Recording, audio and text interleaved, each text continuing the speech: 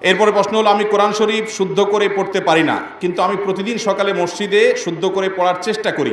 মসজিদের ইমাম সাহেব বলে, যারা কোরআন শুদ্ধ করে পড়তে পারে না কিন্তু সকালে মসজিদে কোরআন পড়ে তাদের উপর আল্লাহ লানত পড়বে। এই কথাটা কতটুকু সত্য? নাউজুবিল্লাহ।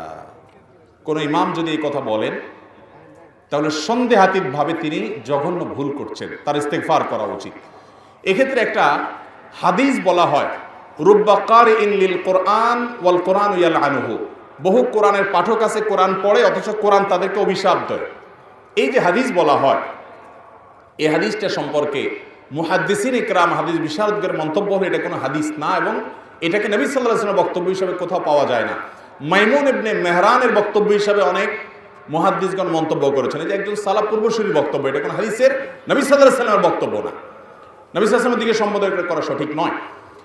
এটা হলো প্রথম কথা। দ্বিতীয় কথা হলো যে ধরেও নেওয়া হয় হাদিসের অংশ হোক, সেটা মাইমুন ইবনে